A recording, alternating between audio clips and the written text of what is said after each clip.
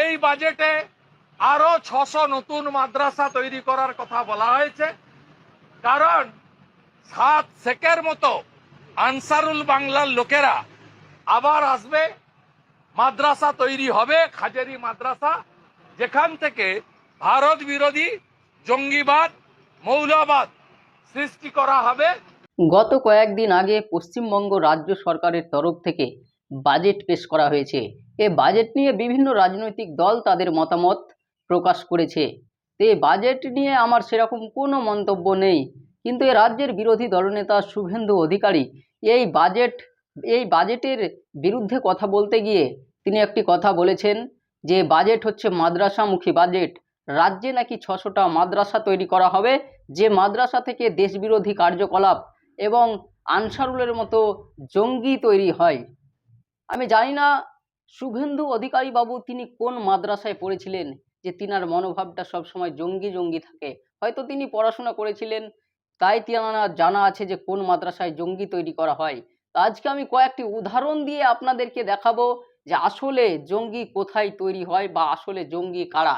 শুভেন্দু অধিকারী সহ যে সমস্ত নেতাদের মনে হয় যে মাদ্রাসায় জঙ্গি তৈরি করা হয়, তাদের কাছে আমি কয়েকটি প্রশ্ন রাখতে চাই।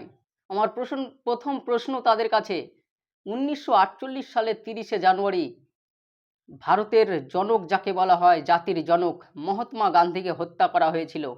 যিনি হত্যাকারী তিনার নাম হচ্ছে নাথুরাম গডসে। তিনি কোন মাদ্রাসার ছাত্র ছিল? 1984 সালে ভারতের প্রাক্তন প্রধানমন্ত্রী তৎকালীন প্রধানমন্ত্রী ইন্দিরা গান্ধীকে হত্যা করা হয়েছিল। তিনি কোন মাদ্রাসার ছাত্র ছিল? ভারতের তৎকালীন প্রধানমন্ত্রী ইন্দিরা গান্ধীকে হত্যা করার পরে দিল্লিতে এবং পাঞ্জাবে কয়েক হাজার শিখকে হত্যা করা হয়েছিল। তিনারা কোন মাদ্রাসার ছাত্র ছিল? 1992 সালে যে সময়ে বাবরি মসজিদকে শহীদ করা হয়েছিল, সে সময়ে সরকারি তথ্য বলছে 2000 মুসলিমকে হত্যা করা হয়েছিল।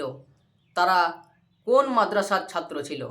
এখন সংবাদ মাধ্যমে বা মিডিয়ায় দেখা যায় যে একটি শিক্ষা প্রতিষ্ঠানের নামে শুধুমাত্র প্রতিনিয়ত বদনাম করার চেষ্টা করা হচ্ছে।